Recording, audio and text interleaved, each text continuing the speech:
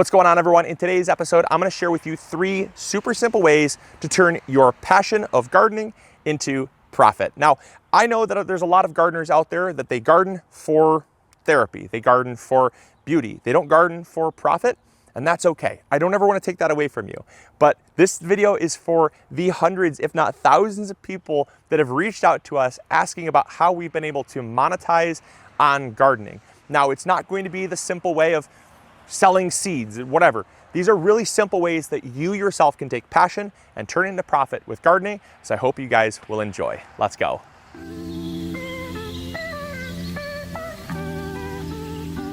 The first way that you can turn your passion of gardening into a profit is through garden installations. Now, I'm not going to touch on garden consultations.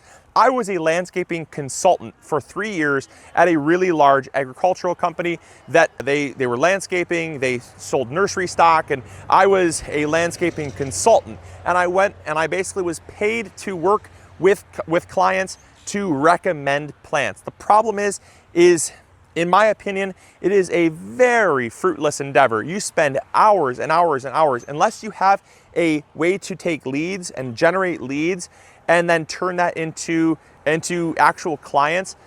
It's such a low acceptance rate. You have a high rate of rejection, and so the amount of effort you put in just is not worth it. But if you put an ad out there that says, I can install beds, I can get you good soil, I can find plants. If you can, because you're already a gardener, I know where I can either make beds or build beds. And then you also can go out, you know where there's good soil. You know the good soil to add. They don't necessarily. Because of that, you want to make sure that you're setting them up for success and you're going to be rewarded for that. And then lastly, you can either grow the extra plants yourself or go out and find plants affordably and be able to cultivate them, throw them in beds, and you can have essentially a turnkey garden that you can set up for clients, get them started, and that can be essentially an expansion of your passions. And you can choose how many you do. You could choose 1, you could choose 2, you could choose 5. It doesn't matter how many you want to choose, but it's also a really great way to not have any overhead. You don't need to carry inventory. You do everything on a case-by-case basis. This garden right here, we put in ourselves. But if I was to go out and get the beds, I would charge them for the beds. I would charge them for the soil. I would charge them for the plants, and I would charge them for my time. I'd also charge them for the mulch. I would give them a package and say, I can do this whole thing, or I can do parts of it. And I can basically, you can do the whole meal, or I can a la carte the meal, and you can pick and choose what you want. Here's the prices. We'll get them set up for you, and then you can charge how you want. And a garden like this, you know, you could charge anywhere from $2,000 to $3,000 very easily for a garden bed, for a garden of this size. And I can tell you, there's probably in this area, there's probably 10 or 20 people that are chomping at the bit that would love to pay that, because any other landscaper would probably charge $10,000 to $15,000 for a job like this. And you can come in with a passion, make a little money on the side. If you've got the extra time and the resources, there's no reason why you can't turn your passion into a little bit of profit. The second way you can turn your passion into a profit is with hanging baskets. Now, I know that these are not vegetables and herbs. I totally understand that. However, hanging baskets for the greenhouse industry is a great moneymaker. In fact, this is probably one of the highest margin products that we have, because in the greenhouse industry, it's all about labor. Labor, labor, labor. The materials are relatively inexpensive. Your soil, your pots, your plants, especially if you're starting from seed, all pretty inexpensive. Even your fertilizer is, in the big picture, pretty inexpensive. It's the labor.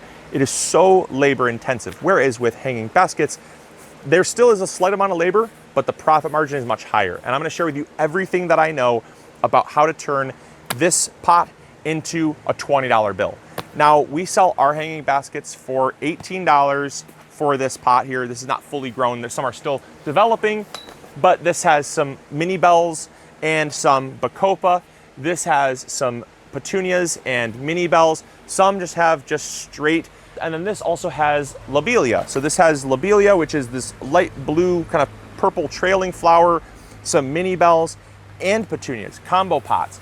And anywhere else, you're going to see those for $20 to $25, even $30 a pot. We sell them for $18, and we still make a really good profit margin on that. How we do that is we go to a website called Greenhouse Megastore. And Greenhouse Megastore sells these pots. Now you gotta buy a lot of 50 of them. You'll buy about 50 of them. The hangers plus the pots run us about $2. So the hangers are separate, the pots are separate. You combine the two, we're talking about $2 for your cost for the pot. The soil, we use Pro Mix, but you can buy the soil in bulk, and the pot plus the soil will cost us there's probably about $1 to $1.50 in soil. So all in, we're at about $3.50 total. And then we get our plugs. Now our plugs, we buy online. There's numerous sources. I can't share you with my source, because my source, I've worked 5 years to building that source. However, they are available out there. You can simply find online nurseries or even local growers that will sell plugs. And those plugs, you can buy petunias, bacopa, lobelia. You can buy euphorbia, which is like diamond frost. There's so many different types of flowers that you can throw in here. And for 5 years, I worked at a commercial greenhouse, and my daily job was basically planting and moving and essentially curating these pots for customers. We worked with over 10,000 hanging baskets per season. And like I said, it's a great business to be in. Now, when we get our plugs, we throw five plugs per pot. We will typically throw, if we're doing a combo pot, it's going to be 2 petunias and 3 mini bells. That's because the mini bells are smaller, they're more trailing. If we're doing a solid petunia pot, we might do all one color, or we might do 2 different colors, but it's 5 petunia plugs. If we're doing something like a trailing lobelia like this is not fully grown yet. This one is still filling out. This has lobelia. This has 3 lobelia and 2 petunias. And you're going to see online, there are going to be patented and non-patented varieties. Common example would be the wave variety of petunias. You want to stick away from a lot of the proven winner and the wave varieties of petunias, because a lot of them are patented. And you're going to spend a good amount of money on patented flowers. That's essentially a royalty that you pay on every flower that you buy. They're patented varieties, and they can get a little bit expensive. All of our varieties in this greenhouse are non-patented, and they cost us about 50 cents per plug on average. So we have 5 plugs, and that means that we're at right around $2.50. So we have $3.50 in the pot and the soil. We have $2.50 in the plants, meaning we're about $6 all in. And then we have probably about 20 to 30 cents in fertilizer. The rest is just in labor. And because once they're planted once and they're here, we don't have to do a whole ton of extra work. We just basically keep them nice and warm, let them grow. And by Mother's Day, 50% of these pots are going to be sold. You're probably going to see this after Mother's Day, but these pots will go super fast, and we sell them, like I said, all day long for $18 a pop. They cost us $6. That's a 3x margin. That's 3 times your money, and it's so simple to do. And again, it's not herbs and vegetables, but it's a passion of growing plants, making beauty, and you can make some pretty good side money just by potting up some flowers. Even better yet, one extra tip, my favorite way to sell these pots: take them in the back of your truck, find like a gas station or like a busy intersection, post up there, ask for permission first, obviously, but post up there. A lot of times for 20, 30 bucks, you can sell these out of the back of your truck on Mother's Day all day long. You won't have any left. And the third way that you can make some profit from your passion is by selling the excess harvest that you get from your garden. Now, I want to be really clear here that this does thread a fine line between, is it a business or is it your passion? Because if it's your business, the crops that you choose are going to be vastly different than the crops you might otherwise choose for your passion, right? Business, you're going to be growing lots of tomatoes. You're going to be growing tons of herbs. You're going to be maybe growing some high dollar stuff, right? Some stuff that brings in a lot of money that people buy a lot of.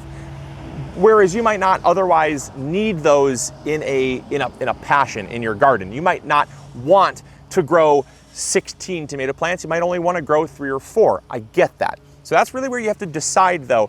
But the nice thing is that when you have it as a passion and you simply have some extra on the side, you can pick and choose what you sell and when you sell it. You could sell it at the road, you could sell it at a farmer's market, or you could sell it to restaurants when you have the extra. And I've actually done all 3, believe it or not. And it doesn't really require that much effort. Now, I do find that when I'm growing extra produce, the great thing is that I still sometimes have extra to even donate to our local soup kitchen. It just depends on the crops that we're growing and what's being produced. Prime example, when we have our zucchini, I've got probably 16 to 18 zucchinis per week that I'm harvesting. I have no need for that many zucchinis. And so I could take them and I could put them on a roadside stand and I could sell them for $1 to $1.50 per zucchini, or I could take them to a local restaurant. Restaurants in this area at least are buying them left and right. They are such a hot commodity and they will sell no problem at all for 75 cents to $1 per zucchini. Now, you also have to ask yourself, are you going to be emotionally torn selling produce for less than what you have emotionally put into it? We can become emotionally attached to our crops and think, well, that tomato, it's so beautiful, it's so perfect, it took so much effort, I can't sell it for less than $1.50 or $2. You have to remember that you are selling it predominantly. If you're selling it to a restaurant, they also need to make money as a restaurant. So you're going to be selling it to, at a discount to someone. But the great thing is that when you have that connection, you can call them up and say, hey, I've got some tomatoes, I've got some basil, I've got some zucchinis, you want any? And a lot of times they'll say yes, and that's phenomenal. I sold, when I was gardening just myself, I didn't have a bunch of other people and friends and family and all this stuff. I had a huge garden. I produced way more than I needed. I sold tomatoes in August to a local restaurant just down the road. I sold basil to a pizzeria just up the road, and I had an abundance of basil. And then what I did is I also had, I had a lot of herbs as well. I had zucchini and I had herbs, and I sold those right at the road. I just took a vase, clipped what I needed, threw them in a vase, and I had a self-serve stand. Didn't worry about theft. I just had a little lunch box tied to a chain with a slit in it, and I sold the zucchinis and the herbs right at the road. And then sometimes when I had some tomatoes or peppers, I threw those out there as well. It was a phenomenal way to make a quick buck. And I remember those summers, I would sell between $500 and $700 worth of extra produce that it wasn't a business by any stretch of the imagination, but it was a great way to still enjoy my garden. I benefited, my family benefited, but I ended up the summer with $500 to $700 extra dollars in my pocket that could then help fund the next year's garden or use as fund money later. And it's a really super simple way to have some extra money in your pocket.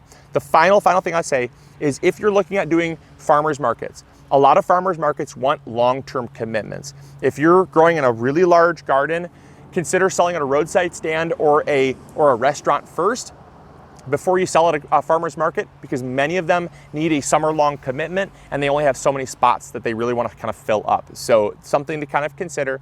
And then the final thing with restaurants is restaurants can be very, very particular. But if it's grown locally, a lot of times they pay a lot of money for that.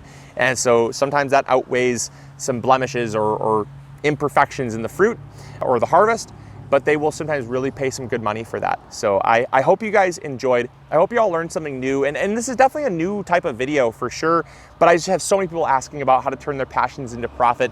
And not everything has to be about money. Not everything has to be about money, but if you're looking at making a little bit of side money, there's nothing wrong with it either. So I hope you guys enjoyed. I hope you all learned something new. And as always, this is Luke from the MIgardener channel, reminding you to grow bigger. Take care. Bye.